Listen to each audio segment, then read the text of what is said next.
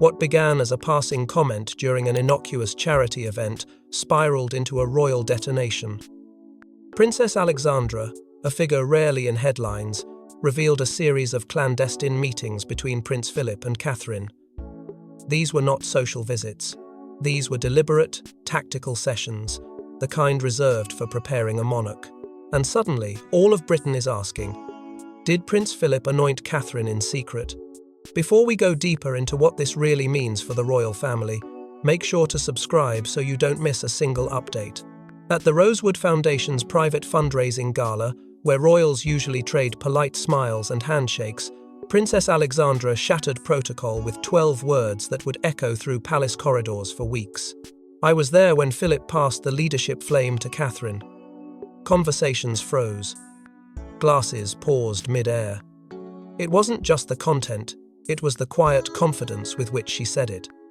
What should have been a footnote in the royal social calendar detonated into headlines by morning, but not for long. The original footage mysteriously vanished from digital platforms within hours.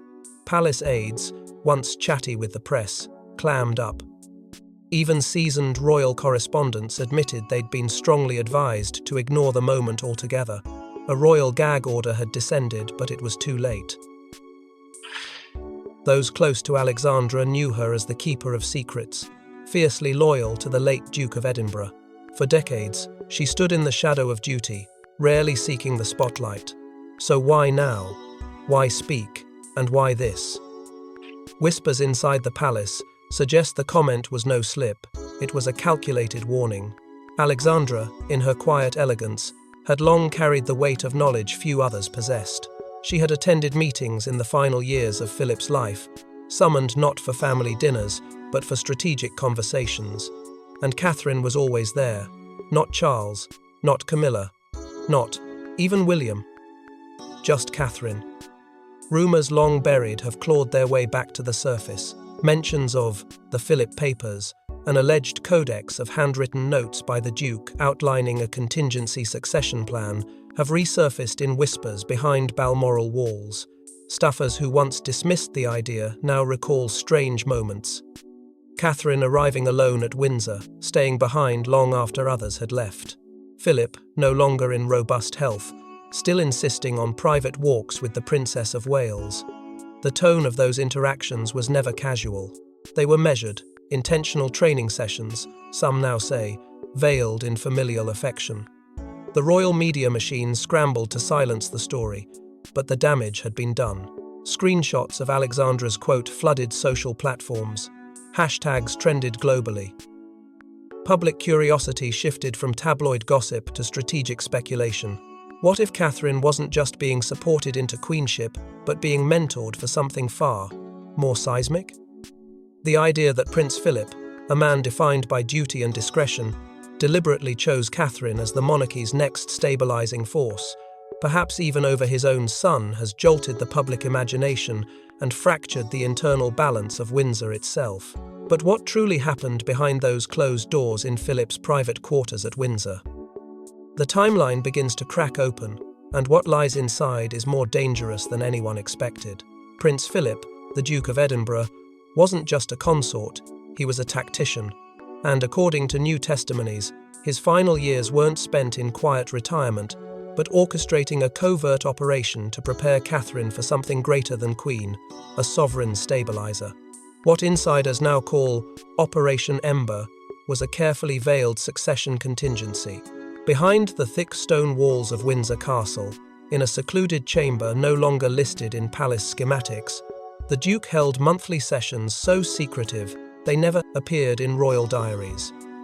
Staffers later admitted that Catherine's arrivals were always discreet, always timed to avoid crossing paths with other members of the firm. The code name Operation Ember only surfaced recently, whispered by a former aide once stationed outside the Duke's private study. At the time, it seemed like a harmless codename for a paperwork archive. Now, it has taken on chilling new weight.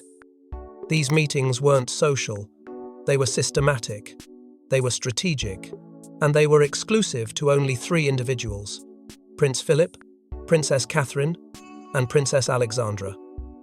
No Charles, No Camilla. Not even William.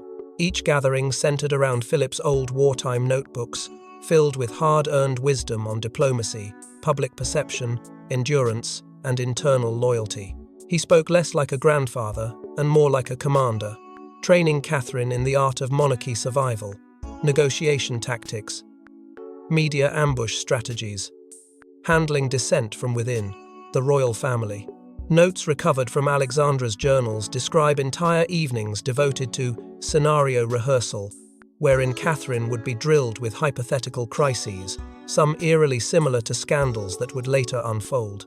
Even her evolving public image, her subtle shift in tone, her choice of language during engagements, her commanding but soft posture now appears to have been part of a methodical transformation crafted inside these walls. Among those in the know, unease began to spread. Staffers who accidentally caught sight of the meetings spoke of an atmosphere thick with consequence. One longtime palace steward, now retired, remarked, "It felt like something was being built. Not a rebellion, but a replacement." Whispers grew louder. Was Philip deliberately bypassing Charles, preparing Cathine not just to stand beside the future king, but to outlast him, overshadow him, or even quietly lead from behind? That unspoken possibility sent ripples through royal protocol.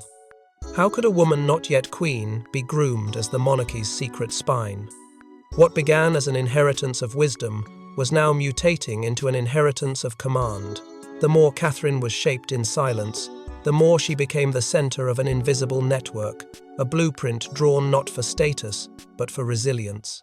And yet, in all of this, there remains a looming shadow over the entire operation. As the curtain lifts on Operation Ember, another question emerges: was the Queen aware? Or worse, was she complicit in Philip's silent pivot? But witnesses speak of a look, a silence, a brief pause at Balmoral that said more than words ever could. Queen Elizabeth, ever the master of discretion, may have quietly sanctioned Philip's bold move, and in doing so, sealed Catherine's fate in royal history long before the world knew it. The Balmoral moment had become something of a myth among those few who still dared to whisper about it. In Alexandra's private journal, she wrote only one sentence beneath a meticulously dated entry. The Queen listened, and then she didn't object. That sentence now echoes like a royal thunderclap through the corridors of power. It refers to a late summer conversation between Philip, Elizabeth, and Alexandra, where Philip outlined, in measured but unapologetic terms, the structure of Operation Ember and Catherine's appointed role within it. According to Alexandra's account, Elizabeth did not interrupt. She did not look surprised. She simply nodded, then walked to the garden window, as if releasing a truth she'd long accepted but never voiced. Weeks later, Cathine received a gift during the Windsor Christmas gathering that few outside the immediate circle were ever told about. A modest, leather-bound diary once belonging to Queen Victoria, passed from one monarch to another only under moments of profound meaning. It wasn't wrapped. It was simply placed in her private drawing room by Elizabeth's lady-in-waiting with a note, "Keep it close. You'll know when." That diary had never been seen in public. Not until then. Not until Cathine. Another subtle moment unfolded during the Queen's final months at Balmoral, one that now carries chilling weight. A walk, unannounced and undocumented, between Elizabeth and Cathine. No staff followed. No protection stood nearby. The Queen requested privacy and, according to a longtime groundskeeper, held Catherine's arm tightly the entire path.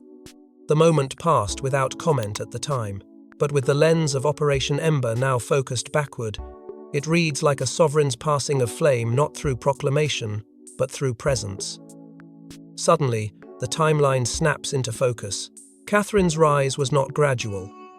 It was sharply accelerated after that Balmoral visit. Within weeks, she was chosen to represent the monarchy at two key Commonwealth leadership councils, roles typically reserved for the reigning monarch or heir apparent. Meanwhile, Camilla, who had long prepared for expanded public visibility, was abruptly removed from a private memorial service and an arts patronage ceremony in Edinburgh. No explanation was offered. No apologies were issued. The Queen's word had simply taken effect through silence, through structure. And then there were the jewels. The Royal Collection archives show a cluster of entries flagged as unaccounted for private reallocation, a rare designation indicating that heirlooms had been passed from sovereign to another member of the family without public disclosure.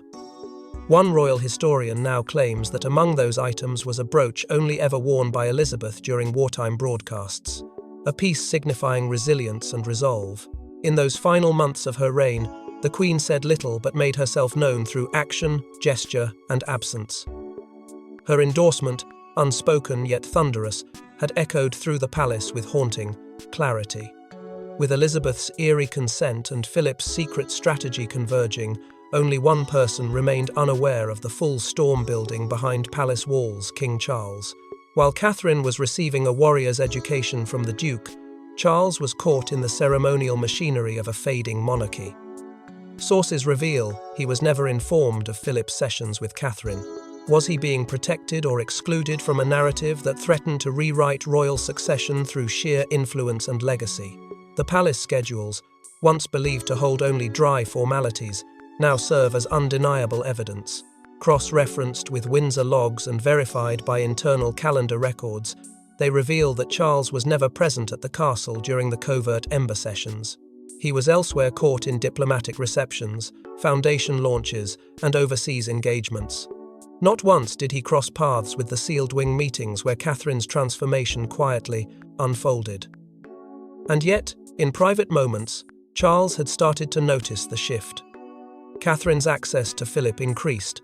Her invitations extended deeper into the Duke's restricted circles.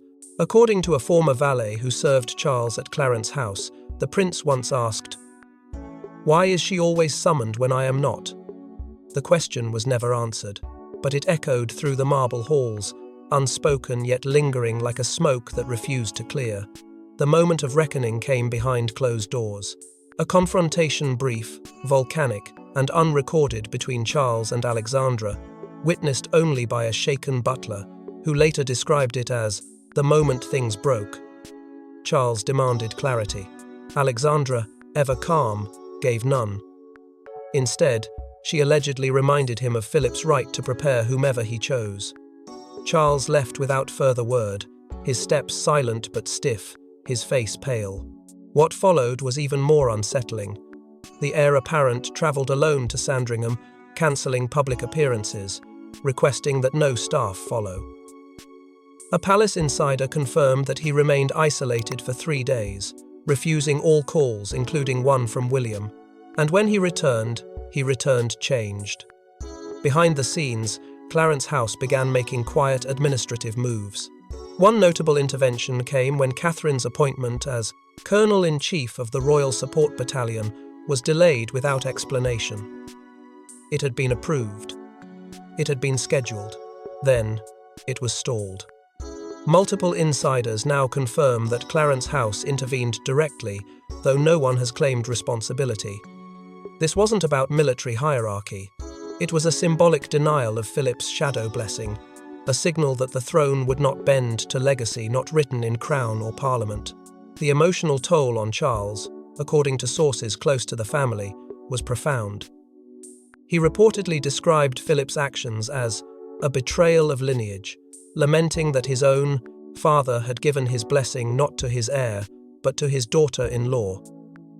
To Charles, it wasn't just about Catherine, it was about legacy, relevance, and the cold sting of being passed over not by accident, but by design.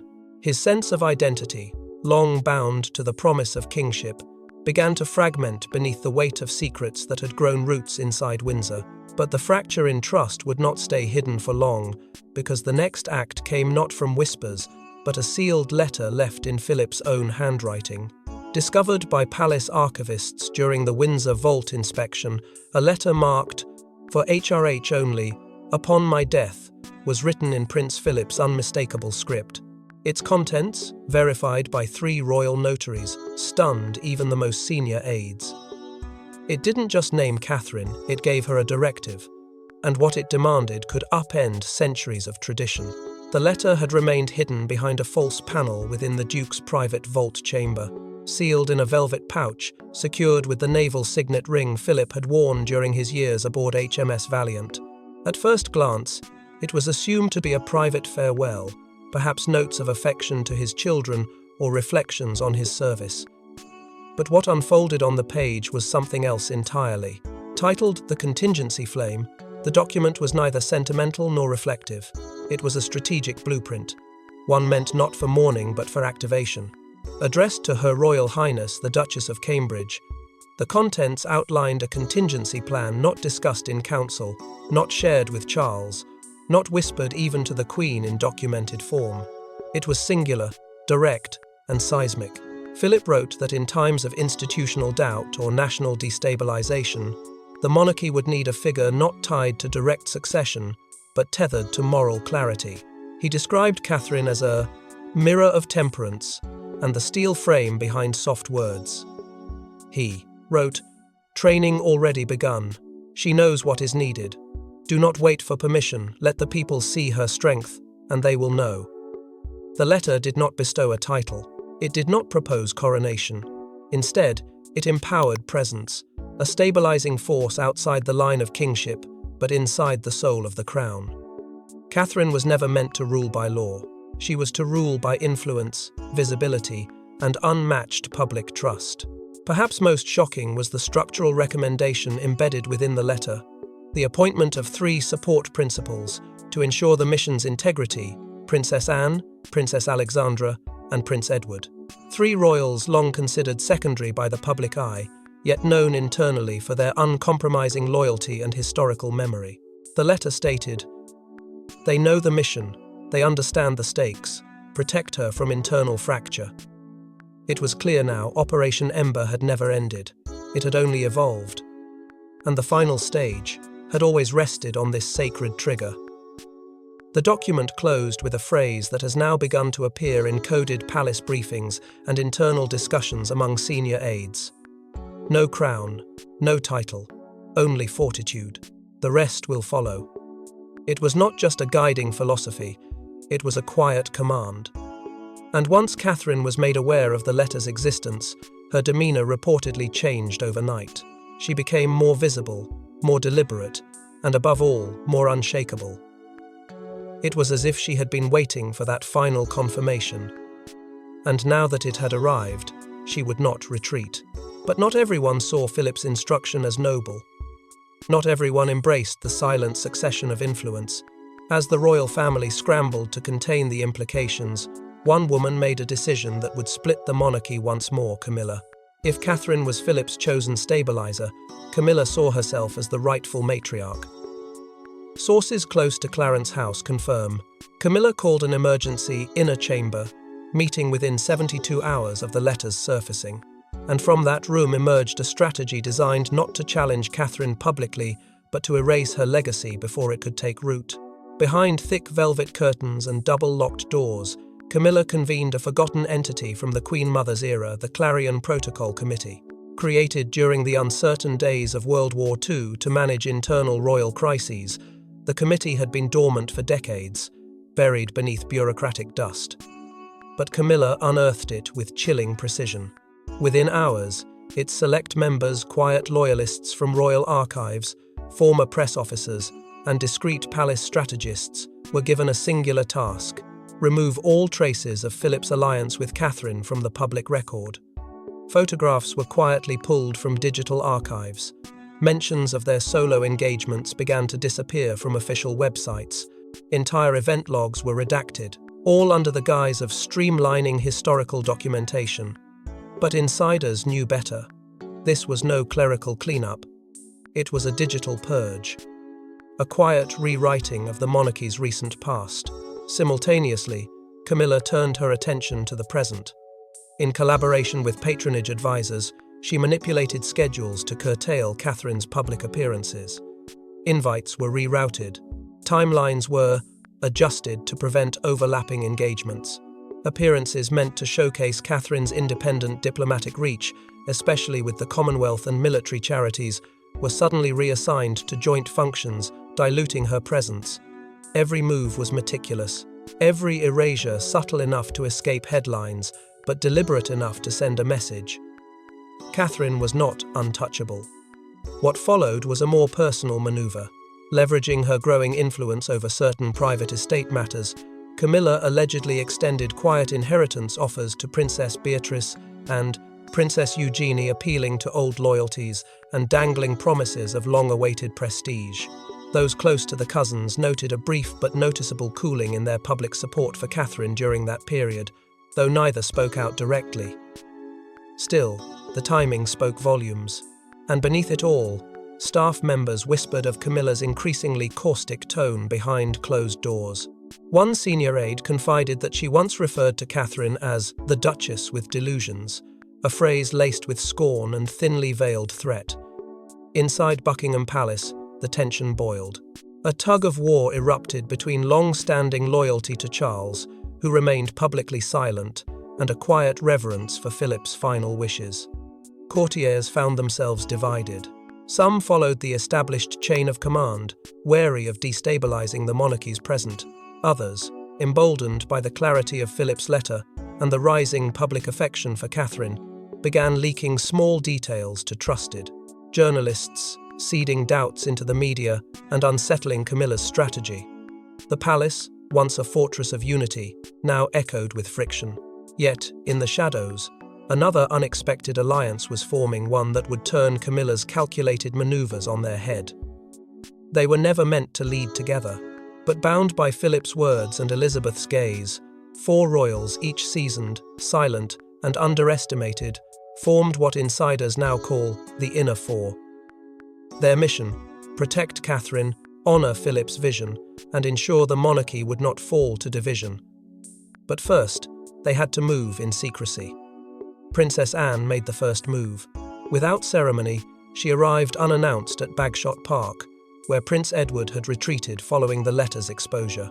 She carried no formal declaration, only a leather-bound folder and a sealed envelope bearing the Queen's personal crest. Inside was a private request from Elizabeth, penned in her final weeks, and a full transcript of Philip's contingency flame letter. Anne didn't need to convince Edward. The moment he read the Queen's note, just 5 lines long and devastating in its clarity, he simply nodded. The mission had begun. Hours later, Alexandra arranged a midnight gathering at Marlborough House, guarded by minimal security, known only to 3 internal aides.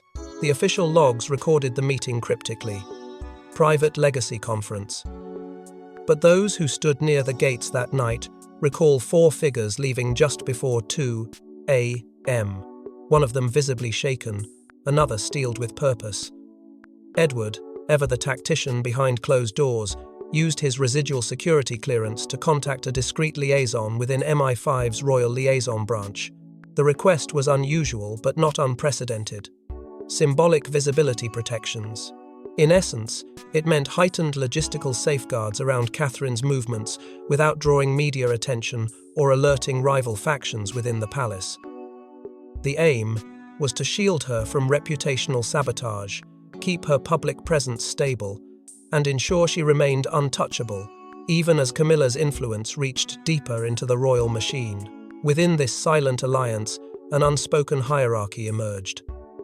Anne, relentless and unwavering, assumed leadership, driving forward Philip's command with precision.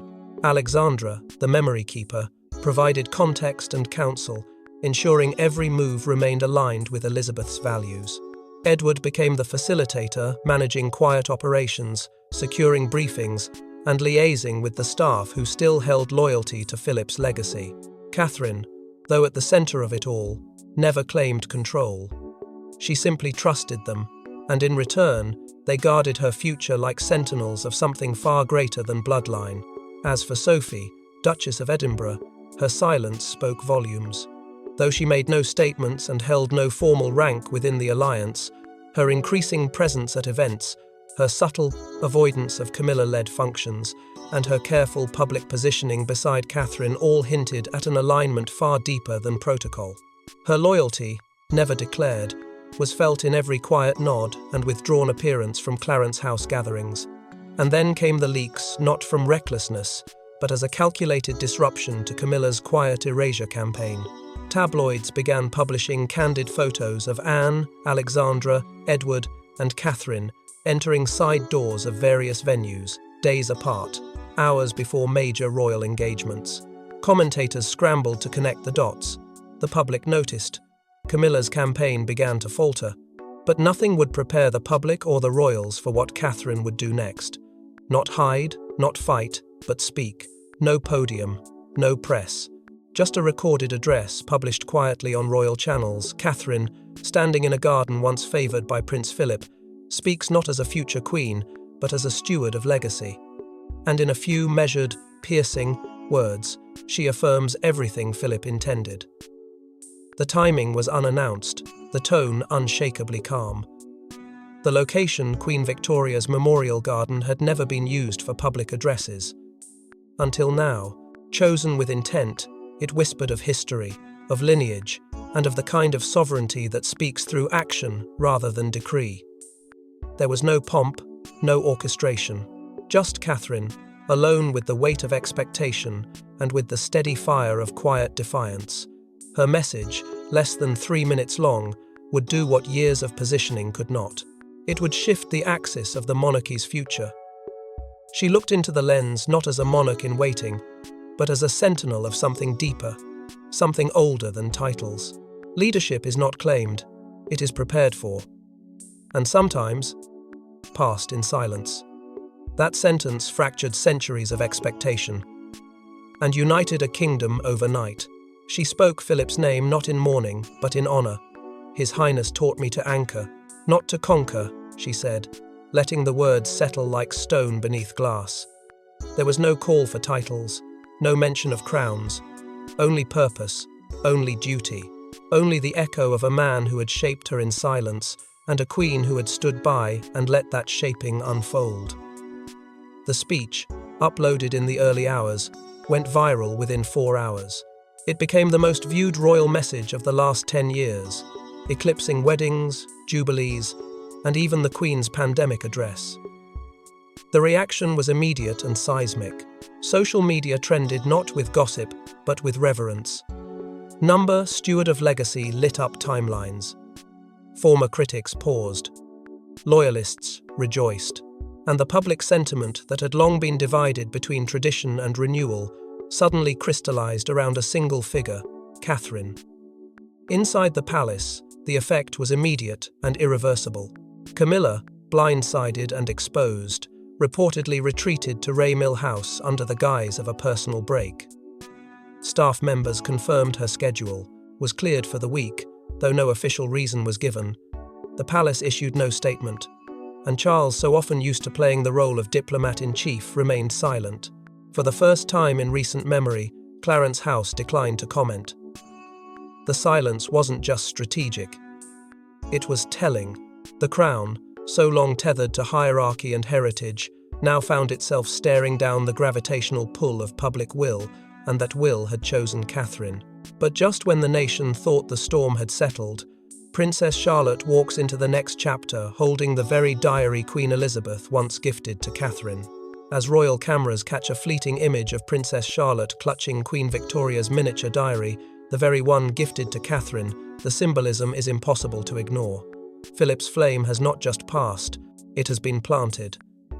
And from the embers, a new vision of monarchy begins to rise. It was meant to be an ordinary engagement. A children's education, initiative, low on press interest, with Catherine in attendance and Charlotte simply accompanying her mother. But a single photo changed the entire atmosphere. The diary, aged leather, time-worn corners, and a single violet ribbon tied with deliberate care was unmistakable. Royal historians froze. Palace aides scrambled. Analysts zoomed in on the ribbon and confirmed it bore the very fold Prince Philip was known to tie into all his wartime briefs. The same fold found in documents during Operation Ember. It wasn't an accident, it was a signal. When asked about the moment during a brief interview days later, Catherine responded with a quiet, resolute clarity that echoed every lesson Philip ever instilled. She found it on my desk. I didn't stop her. That was all she said. And yet, it was enough. The public didn't need an official endorsement or a formal handover. They saw what mattered, an heir not bound by ceremony, but by intuition. Within hours, headlines began to refer to Charlotte as the heir of two monarchs. She had inherited a legacy, one layered in restraint, strategy, and unshakable strength. As footage of Charlotte with the diary spread, a quiet movement surged through the British public, a shift in how monarchy was perceived, not as an unyielding institution driven by crowns and thrones, but as a living, breathing symbol of resilience passed through quiet mentorship. For decades, the monarchy had been defined by patriarchal succession, but now, with Elizabeth's silent nod, Philip's unwavering vision, Catherine's ascension, and Charlotte's symbolic emergence, the public began to embrace something new, a matriarchal current rising beneath the surface of tradition. A monarchy not changed by revolution, but redefined by subtle, irreversible evolution. Then came the final image. Released quietly by royal archives without statement or context, it showed Prince Philip at his writing desk, a younger Catherine seated across from him, listening intently. The caption was just 3 words, typed beneath the frame in solemn serif: "Prepare her well." No one claimed authorship. No one confirmed the date. But it didn't need to be authenticated. The emotion in the photograph, the reverence in the air, it was real. And it confirmed what so many had begun to feel. Catherine had not stumbled into history. She had been trained for it. And so, as the monarchy reshapes itself from the shadows of Balmoral to the gardens of Windsor, one truth now remains unshaken. Catherine was never just the Princess of Wales. She was Philip's final sovereign project. Thanks for watching. Please don't forget to like and subscribe, and we will see you in next one.